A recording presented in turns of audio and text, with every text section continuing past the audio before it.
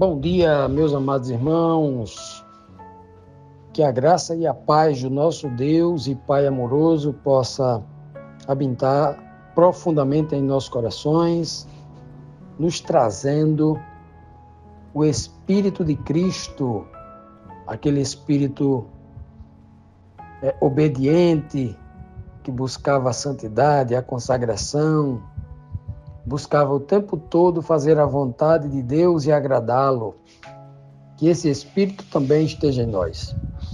Meus amados, hoje vamos dar aqui continuidade à nossa lição bíblica diária, só recapitulando rapidamente o que nós vimos ontem, na terça-feira, quando nós lemos, que Judá não tinha como se defender.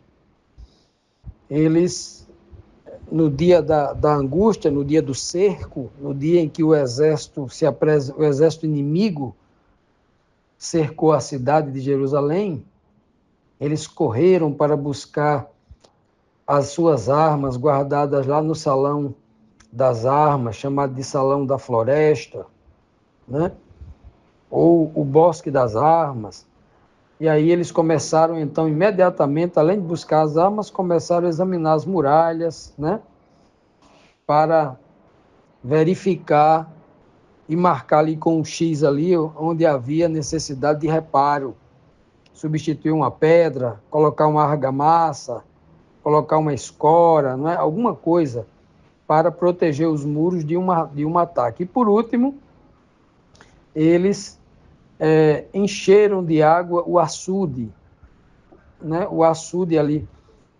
Muita gente aqui do Nordeste do Brasil, quando lê isso aqui, mas não tem sentido você encher um açude de água, porque o açude de água ele evapora, ele seca rápido. Só que esse açude aqui não era um açude feito na terra, no torrão seco, no solo rachado, como é no Nordeste, não. Esse açude aqui era feito na pedra. Era provavelmente aqui o tanque de Siloé, que ele está falando aqui, que eu vou comentar aqui um pouco mais na pergunta de hoje. E na segunda pergunta de ontem, nós vimos também que eles começaram a examinar as casas de Jerusalém para derrubar algumas delas, para tentar usar as suas pedras nesse reforço do muro, na restauração do muro aonde estava danificado, Então, nós vimos que isso eram ações necessárias,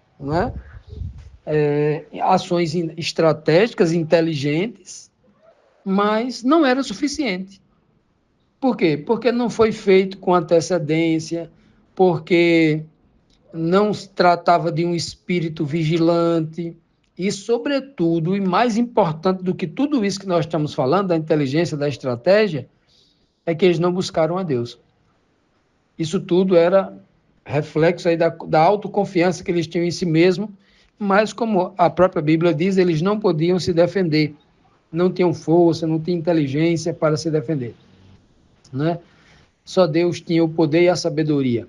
Pois bem, hoje na pergunta 7, nós temos aqui o seguinte questionamento: que objetivo há em construir um reservatório de água entre as muralhas? Qual o significado disso? Isaías 22:11 diz assim: entre as duas muralhas, vocês construíram um reservatório para guardar a água que vinha do açude velho. Bom, vou começar aqui explicando aqui o que é açude velho, como eu disse na introdução desta fala, que para o nordestino e para as regiões do Brasil que tem o sertão, que experimenta a seca, as pessoas têm o costume de fazer açude, um pequeno reservatório para guardar aquela água para si durante o ano, para os rebanhos, muitas vezes, Só que esses açudes que nós conhecemos aqui, muitas vezes eles são feitos cavados na areia, para que no período de chuva guarde até o tempo da próxima chuva.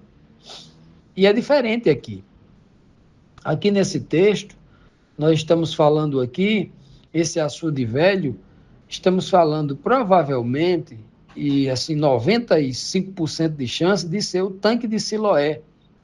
Sabe aquele tanque que o Senhor Jesus colocou, untou os olhos do cego de nascença e mandou ele se lavar lá? Siloé quer dizer o enviado, ele foi lá, lembra? Pois bem, era aquele açude que ele está tratando aqui. Por quê? Porque aquele açude ele era abastecido por um túnel chamado túnel de Ezequias, que desviava as águas das fontes, da fonte de Gion, lá nas montanhas, por entre dutos, né? Que eles desviaram para que aquela fonte, para que aquele tanque tivesse sempre cheio de água. É aquilo que a Bíblia chama de açude, né? Então, o que é que eles tinham que fazer? Criar um segundo muro, rodear aquele tanque de muros para garantir aquilo, ou seja, colocar uma dupla segurança, além do muro exterior que protegia toda a cidade de Jerusalém, tinha ainda um segundo muro, como se dissesse assim, se eles romperem a primeira barreira de proteção, nós teremos uma segunda barreira de proteção. Vejam só, né? Militarmente nós diríamos assim, isso é muito inteligente. Mas a profecia de Isaías está exatamente criticando isso. Está mostrando claramente isso, que eles haviam tomado essas medidas, mas a principal eles não tomaram, que era consultar o Senhor, que era se arrepender, que era chorar, que era pedir perdão, que era mudar as suas atitudes, se livrar dos seus pecados, que eram horríveis, né? Eles estavam confiando mais nas suas obras humanas do que confiar no Deus que poderiam livrar. É por isso que no início do verso diz, mas vocês não consideraram aquele que fez a fonte. Aquele que fez a fonte. Aquele que faz surgir a água da fonte. Né? E nem vocês não atentaram para aquele que a formou, formou ali a fonte, a água e tal. Então, eles preferiram confiar mais nos muros deles do que naquele que fez a fonte. E aqui está tendo essa grande crítica aqui, né, de Isaías. Portanto, quando nós olhamos para esse texto, né, e trazemos para os dias atuais, né, quantos de nós, como cristãos, não estamos buscando agir de última hora, deixando de buscar Deus durante uma vida inteira, né? Ter um estilo de vida de busca a Deus, porque ser crente não é ser crente por uma temporada, não é ser crente por um tempo, né? Ou ser crente por meio tempo. Eu sou crente de sexta ao domingo, final de semana, mas de segunda a sexta né?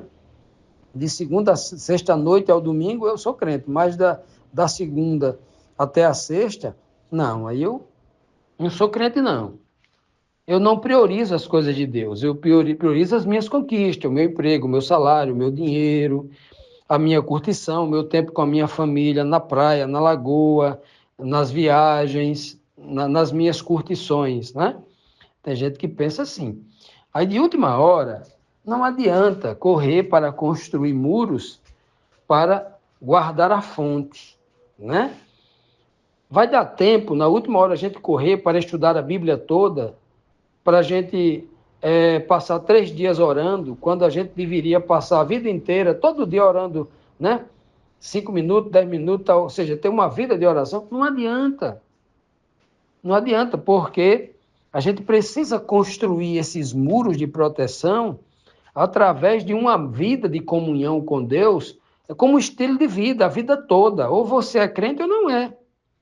Não existe um período em que você é crente, e aí você se consagra, e aí você já conhece toda a Bíblia e tal, e agora eu vou deixar de ser crente, vou viajar pelo mundo, fazer o que eu quero. Não existe isso aí.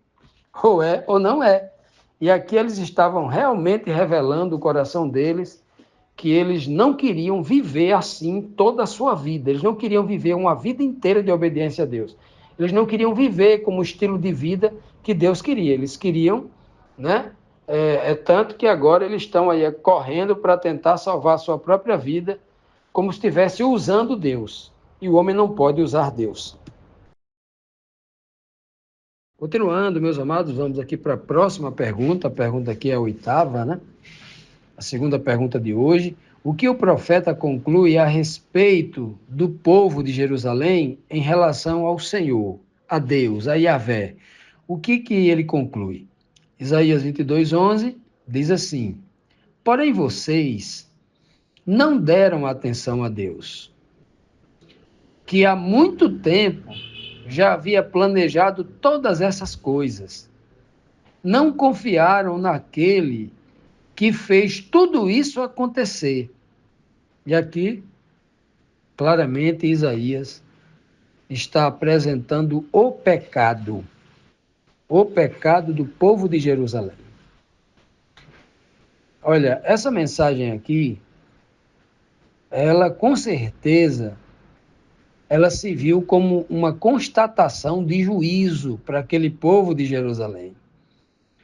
Mas eu e você, nos dias atuais, somos sortudos, porque esta afirmação aqui, ela não soa neste momento como um juízo para mim e para você, mas ela soa como uma belíssima, né, importante, oportuna exortação.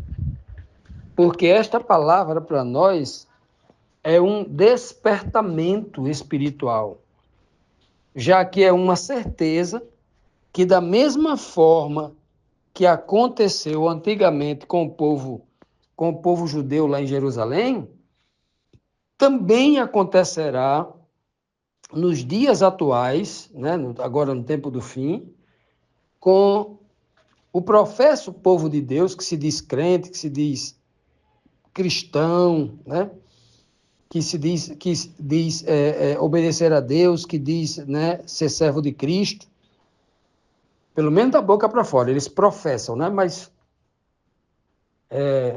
viver de fato é outra coisa, né?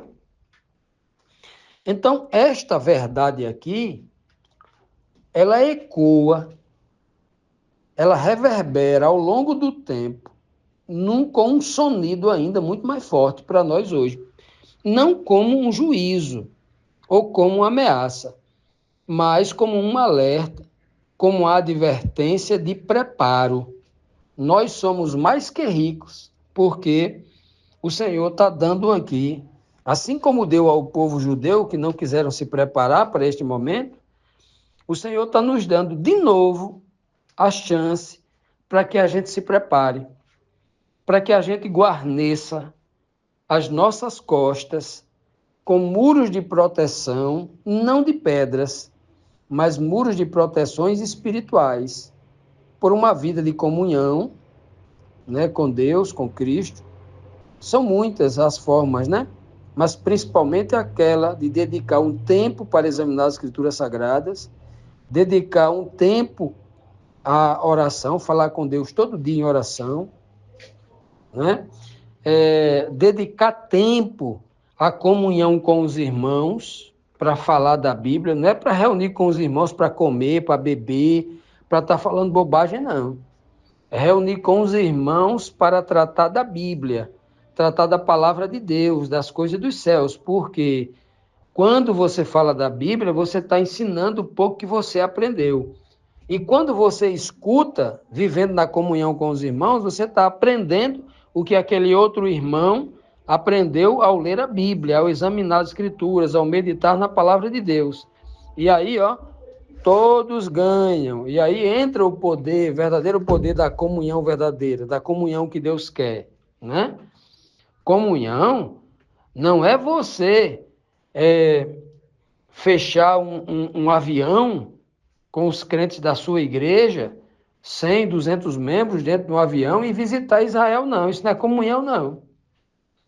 Comunhão é quando você compartilha uns com os outros do mesmo espírito, da mesma fé.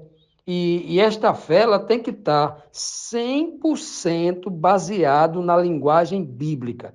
A palavra de Deus é a linha que o homem deve andar nela, é o trilho, não pode sair desse trilho, não. Né? Então, esses 3 pontos vai ser a base para que você edifique esse muro espiritual, para lhe proteger nas costas, para lhe proteger na frente, né? E proteger dos lados também, né? São 2 muros, como diz aqui, 2 muros de proteção, frente e atrás, né? E, obviamente, ou de um lado e do outro. Você vai estar todo protegido, como eles fizeram. Um muro físico, quando deveriam fazer um muro espiritual. Porque a proteção deles não vinha da coisa física, mas vinha de um Deus espiritual. Deus é espírito, é um ser espiritual, como disse Jesus Cristo lá em João 4:24. E eles confiaram mais nas coisas físicas, que era o muro de pedra, pedra pesada, que eles costumavam pegar nela, que dava muito trabalho para cortar, que era muito pesado para transportar, que era muito difícil, cansativo, suor e lágrimas para construir o muro daquele, do que confiar no Deus espiritual que pode fazer todas as coisas, né? Aí eles não confiaram no Deus que fez sair água da rocha, que fez abrir o Mar Vermelho, que é muito mais pesado do que construir um muro. O Deus que fez a água sair da rocha, lá no deserto, era o Deus que poderia fazer sair água da rocha de novo. Eles não precisariam estar preocupados em armazenar água, porque o Deus que protegia eles, se eles estivessem exercendo a fé, a água ia minar de novo da rocha, né? A mesma rocha que dava água para eles era a rocha que seria o muro intransponível para que as nações inimigas não pudessem tirar a sua vida. E agora estavam vivendo no meio de um terror, porque não entenderam isso. Eles não deram atenção a Deus. Eles deram atenção às coisas do mundo. E aqui tem mais uma grande reflexão para nós cristãos hoje. Que tipo de atenção nós estamos dando para as coisas de Deus e para as coisas deste mundo? As coisas deste mundo diz que a gente tem que construir uma casa, uma mansão, os muros de pedras, né? Fazer um reservatório para guardar água, para guardar comida, para guardar dinheiro, para guardar bens, roupa, tesouros, né? Um cofre. Então tem muitos reservatórios que o mundo quer que a gente faça para que a gente confie em nós mesmos e no nosso reservatório. E quando a gente confia em nós mesmos e nos nossos reservatórios, a nossa confiança sempre vai ser retirada de Deus. Deus vai sempre ser escanteado. E aí é onde mora o perigo. E aí é onde mora o perigo. Então, mesmo diante da ameaça de morte, o que aquele que se acostumou a confiar em si mesmo e no seu dinheiro, na sua riqueza, nas coisas físicas deste mundo, na hora da morte, da agonia, eles ainda não vão se lembrar de Deus. Vão continuar pensando em construir muros para proteger o seu reservatório. E não vai dar certo, né? Que o Senhor abra os nossos olhos, que o Senhor nos desperte espiritualmente, para que não busquemos de última hora de urgência, mas que Deus seja a nossa companhia, como um amigo, como um pai, como alguém que está ao nosso lado o tempo todo, para nos proteger, nos orientar, nos guiar. Isso é uma vida cotidiana, um estilo de vida, não é o acaso, não é o esporádico, uma vez na vida eu buscá-lo, não. Temos que construir essa proteção espiritual hoje.